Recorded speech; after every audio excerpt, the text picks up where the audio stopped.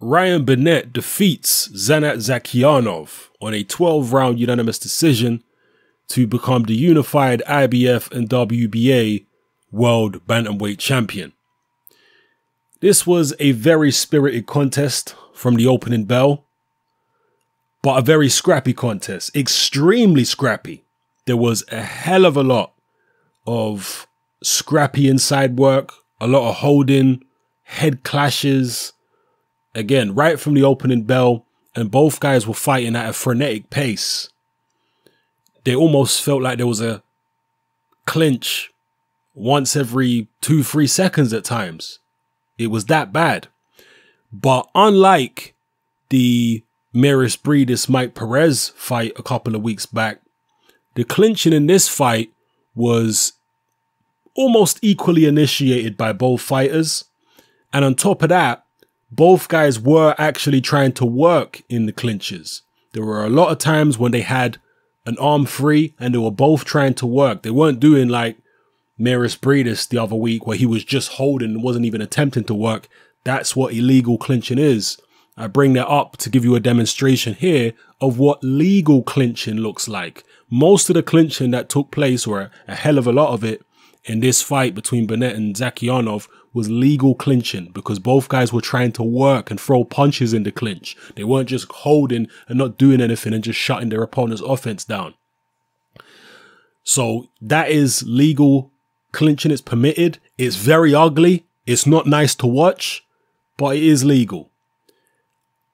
Now, there weren't that many clean punches landed, which is quite incredible for a fight that was fought at such a frenetic pace, and for a fight in which a lot of punches were thrown. There wasn't that many clean punches landed. Neither guy finished the fight badly marked up or anything like that. There were no knockdowns. Nobody got hurt. Strange kind of fight, both guys flailing away at each other, but nothing really, not much landing clean anyway. There was a few clean shots landed here and there, obviously. And as the fight wore on, I got the impression that Burnett was doing most of the cleaner work. In between the scrappy inside work and exchanges, Burnett was managing to give himself a little bit of space. I think Adam Booth told him in the corner, you need to give yourself a little bit of space. So he gave himself a little bit of space at times, using upper body movement, and managed to get some decent shots in at long range before Zhakiyanov was able to maul him again.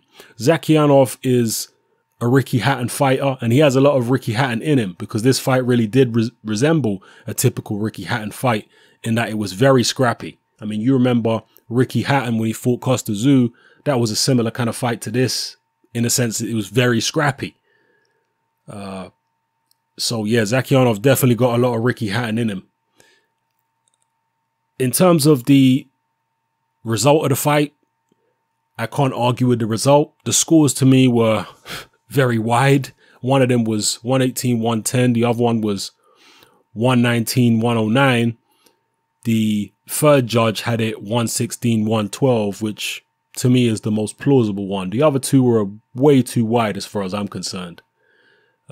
But anyway, let me know what you felt about this fight. Did you find it entertaining? What did you think of the scores? Did you think the right man won? Do you think Zhakiyanov was hard done by? I'm interested to hear what Ricky Hatton has to say about the result of this fight and the scores. So yeah, let me know how you felt how you feel in the comment section below about this fight and the performances of both men, and where you think they're going to go in the future, where you see Ryan Burnett going forward and Zhakiyanov as well.